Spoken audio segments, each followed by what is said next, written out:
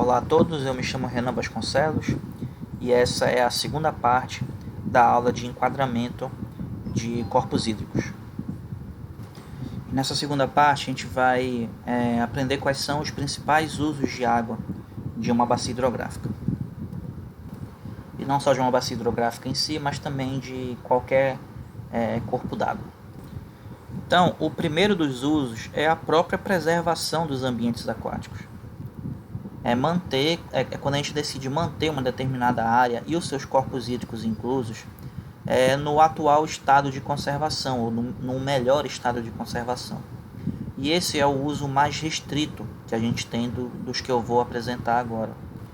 Pois já que são áreas bem preservadas, a gente quer manter essa boa preservação, normalmente as águas dentro dessas áreas elas são chamadas de classe especial, é a melhor qualidade da água que a gente pode encontrar, certo? É aquela água que a gente pode beber com um mínimo de tratamento, um tratamento caseiro da água, a gente já consegue consumir ela.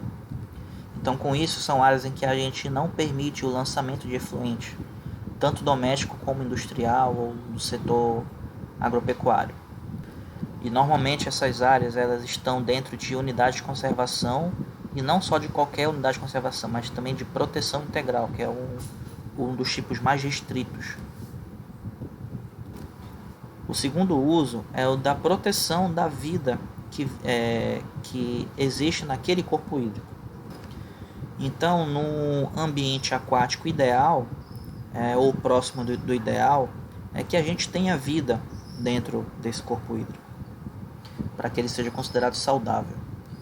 E com condições também desses organismos aquáticos se proliferarem e terem uma boa condição de alimentação, ter uma cadeia alimentar balanceada nesse corpo hídrico. Então nós podemos ter um rio, por exemplo, em que ele não é unidade de conservação, como nesse primeiro uso, tá? Ele permite mais usos, mas ainda assim a gente deseja manter a vida dentro desse corpo hídrico. Então esse também é considerado um dos usos. Partindo agora para alguns usos que a gente consegue mais facilmente identificar no nosso dia a dia, para a gente principalmente que mora em área urbana, é o abastecimento para consumo humano. Então normalmente em centros urbanos nós temos uma empresa, normalmente pública, que realiza a captação da água natural, realiza um pré-tratamento e depois a distribuição dessa água para a população daquela cidade. Claro que também existem aquelas pessoas que consomem água diretamente, por exemplo, na forma de poços, não passando por um sistema de abastecimento desse tipo que eu expliquei há pouco. E numa cidade podem existir esses diferentes tipos. Então, quando a gente fala de abastecimento para consumo humano, a gente tem que lembrar também lá da Política Nacional de Recursos Hídricos, em que o consumo humano e a dessedentação de animais são os usos prioritários para a água. Então, numa situação de escassez, a gente deve lutar para que se mantenha esse uso aqui, tá? No mínimo esse uso. E aí dentro desse abastecimento humano a gente pode diferenciar entre captação de águas superficiais, que são os rios, e subterrâneas, que são os lençóis freáticos. E também qual é o tipo de tratamento que essa água recebe, se é um tratamento simplificado, convencional ou avançado. Um outro uso é a recreação. Então, é aquele uso em que a pessoa ela fica em contato com a água por muito tempo. Então, a gente chama de contato primário, certo? Então, ela deve ter uma determinada qualidade da água suficiente para não ocasionar, por exemplo, doença de pele. Mas reparem que não é um uso em que tem consumo, mas tem há interação com a água, mas não é um chamado uso consultivo, que é aquele uso que a gente realmente retira a água do local. E nós também temos aquela recreação chamada de contato secundário, que é quando acontece um contato com a água, um contato físico do corpo da pessoa com a água de forma esporádica. Então, por exemplo, uma pessoa ela está navegando e cai sem querer da lancha ou do barco e depois volta para o barco. Então, foi um contato esporádico. Na pesca, quando o pescador coloca a mão na água para retirar o peixe, então também é um contato esporádico. E aí, nesses casos, é até permitido uma água com menor qualidade, porque o contato vai ser tão rápido que o risco de trazer doença de pele, por exemplo, é diminuído. E aí percebam que a recreação ela tem uma resolução específica, tá? Na verdade, as áreas de balneários têm uma legislação específica, que é a CONAMA número 274. Então, caso vocês queiram ver quais são os padrões de balneabilidade de corpos hídricos, vejam essa resolução aqui. O segundo uso prioritário, junto com o abastecimento humano, é a chamada dessedentação de animais, que é aquela água destinada para que os animais possam beber e não morrerem, né? Então nós temos aquela dessedentação de animais que vivem naturalmente, por exemplo, em florestas, é aquele habitat desses seres, então eles precisam também de água para realizar a sua dessedentação. Mas nós também temos áreas, por exemplo, de pecuária, ainda mais a chamada pecuária extensiva. Então, como são muitos animais concentrados numa fazenda ou numa região de várias fazendas, essa bacia ou esses corpos hídricos podem ter um consumo elevado por essa pecuária extensiva. Então, se a gente estiver olhando para uma pecuária extensiva que tem muitos animais bebendo e também despejando seus dejetos, deve ser identificado os pontos de captação da água para saber de onde está retirando a água para encaminhar para os animais beberem, caso eles não bebam diretamente de um corpo hídrico, mas também os pontos de lançamento de resíduo, tá? Já que esse resíduo de fezes e urina do gado, ele pode ter uma elevada carga orgânica e pode desestabilizar a qualidade ambiental de um rio se ele for jogado sem tratamento. Outro dos usos é a pesca e a aquicultura. Então, nesses usos, reparem que não é o ser humano que consome a água, mas nós temos animais aquáticos que vivem nessa água, né? Os peixes no seu ambiente natural, ou então os peixes em ambientes controlados para aquicultura. Então nós precisamos ter uma qualidade ambiental suficiente para que esses organismos consigam sobreviver e se desenvolver. Então um detalhe importante na hora que a gente estiver elaborando o nosso plano de recursos hídricos é que a gente deve identificar no nosso plano e também, se possível, realizar um mapa da localização de colônias de pescadores naqueles rios ou naquela bacia, e também áreas em que se possa praticar pesca esportiva.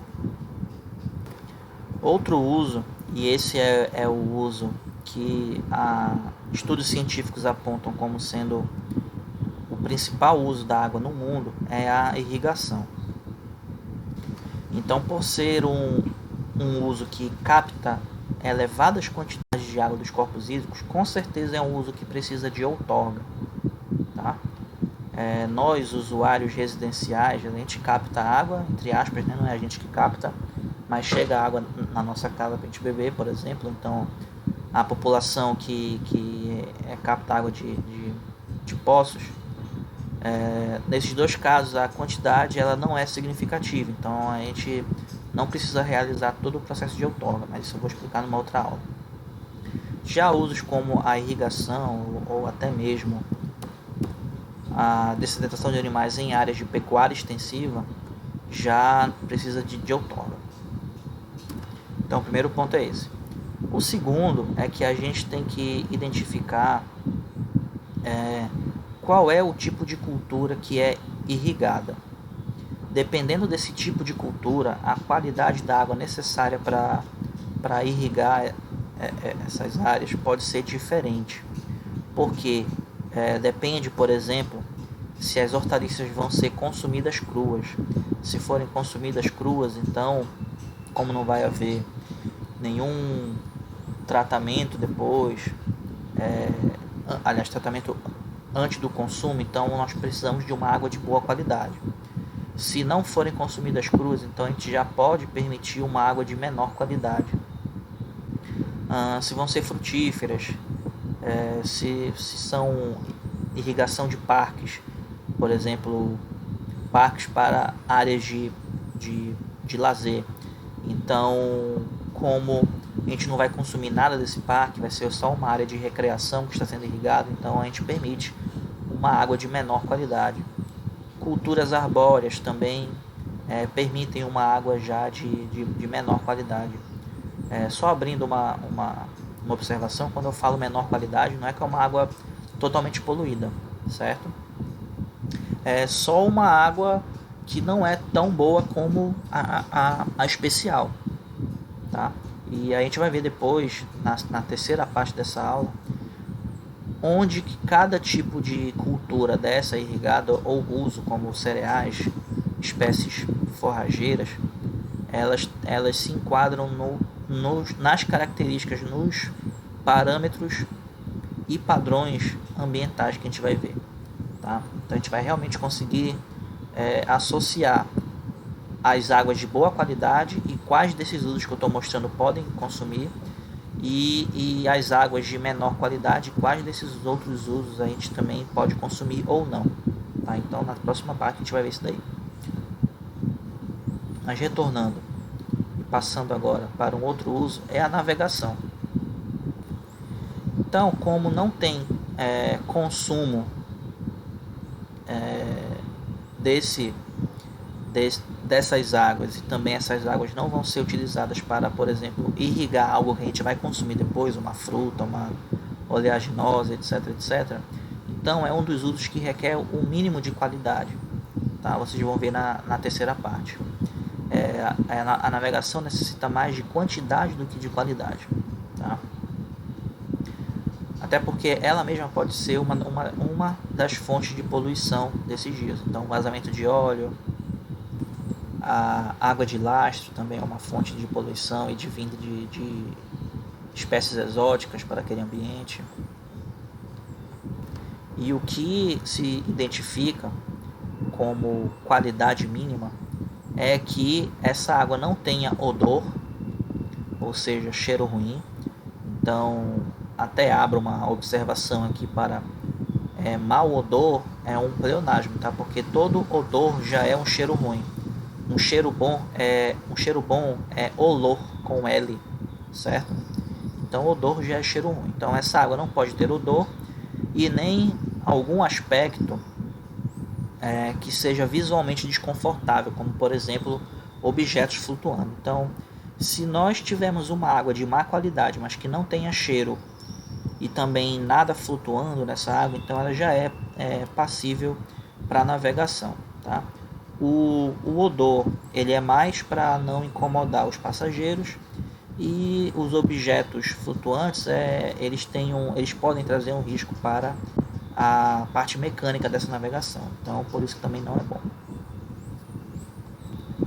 Outra questão também é para se manter a qualidade mínima para um rio orientado para navegação, é que se tome cuidado para a sedimentação de determinadas substâncias, né, para evitar o assoreamento de determinados rios. Então, para que não se formem bancos de areia no fundo desse rio, essa embarcação tenha risco de bater nesses bancos de areia, ou até mesmo esse rio assorear por completo, que é, entre aspas, secar de baixo para cima, pelo tanto de acúmulo de terra, por exemplo, no fundo desse rio. Esse rio seca ou diminui-se bastante a vazão dele ao ponto de não se conseguir mais navegar nesse rio. Então, nós temos três características mínimas para que já se considera um rio bom para navegação: não ter cheiro, não ter objetos flutuantes e não ter risco de assoreamento. O resto da qualidade ambiental desse rio já não interessa muito, tá? Então pode ser um rio com outras qualidades ambientais bem negativas, contanto que essas estejam controladas. E por fim, o uso da chamada harmonia paisagística. Então, são aqueles usos que servem só para manter a estética de um lugar, tá? A gente não vai beber água desse rio, a gente não vai ter opções de recreação nesse rio, a gente não vai navegar nesse rio, mas a gente quer que esse rio mantenha visualmente aceitável para as imediações, tá? Então, basicamente nesse rio do exemplo que está cheio do que parece ser espuma, ele não está mantendo a harmonia paisagística, tá? Existem elementos nele que visualmente não fazem parte de um rio normal. Então tudo que não for aspecto visual de um rio normal não está mantendo a harmonia paisagística. Então pode ser espuma, pode ser uma coloração muito diferente daquela água, do que seria esperada para aquela região. Objetos flutuantes também, muitas garrafas PET e saco plástico flutuando, não são características visuais esperadas para aquele rio específico. Então, contanto que se controle isso, elementos visuais, já é o possível para se manter a harmonia paisagística. Então esse é o rio que permite a pior qualidade de água, tá? Então, em termos de análise físico-química de água, esse rio aqui pode ser qualquer uma, da melhor à pior qualidade. Só o que é pedido aqui basicamente é que se controle os aspectos visuais e também o odor dele. Para finalizar, reparem que eu não citei alguns tipos de uso, certo? Porque esses usos não estão mencionados na resolução do CONAMA, que trata do enquadramento de corpos d'água. Por quê? O uso industrial ele depende muito do tipo da indústria, do ramo dessa indústria, tanto para o consumo da água como para os efluentes que vão ser gerados. Então, por exemplo, uma indústria que fabrica alimentos vai precisar de quantidade de água, qualidade da água, diferente do que uma indústria siderúrgica, ou de uma indústria que fabrica cerveja, ou de uma indústria que fabrica iogurte, que entra nesse caso aqui de indústria alimentícia, né? Então varia muito de indústria para indústria. Então vão existir legislações específicas para esses ramos industriais.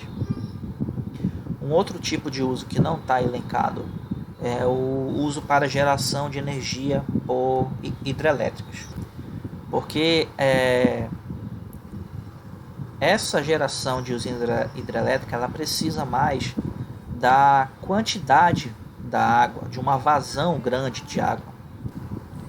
Então a qualidade dessa água não influencia na geração dessa energia, tá? O que ele precisa é de vazão e controlar substâncias ou elementos que possam ter uma reação química com os equipamentos utilizados, os tipos de equipamentos, e que afetem a durabilidade dele, tá? Outra questão que deve ser considerada é não causar a chamada eutrofização, para não afetar a biota que vai viver no lago que vai ser formado antes dessa usina, e também tomar cuidado com elementos que possam assorear, por exemplo, a erosão no entorno do lago, tá? Para não assorear o lago que dá vazão a essa usina hidrelétrica. Então, se vocês pesquisarem mais o funcionamento de uma usina hidrelétrica, vocês vão entender o porquê que esse elemento de assoreamento ele é importante. Mas basicamente é o seguinte: para se gerar energia por usinas hidrelétricas, a gente precisa de uma área com grande elevação, porque é a queda d'água que vai passar pelas turbinas e gerar a usina, aliás, e gerar a energia, certo? Então, se eu tenho um assoreamento do reservatório, então a altura dessa água, por assim dizer, ela vai diminuir, já que ela está secando, entre aspas, de baixo para cima. Então, à medida que essa altura da água, entre aspas, diminui, eu também vou ter uma menor queda d'água batendo nos equipamentos e para gerar, batendo nas turbinas, desculpem, e gerando a energia. E outro quesito é a diluição de efluente, que aí cada uso deve tratar os seus efluentes de forma com que eles possam ser despejados com a mesma qualidade que tem no corpo hídrico que vai receber. E com isso a gente termina a nossa segunda parte, e na terceira parte eu vou apresentar os parâmetros e padrões para o enquadramento de corpos hídricos.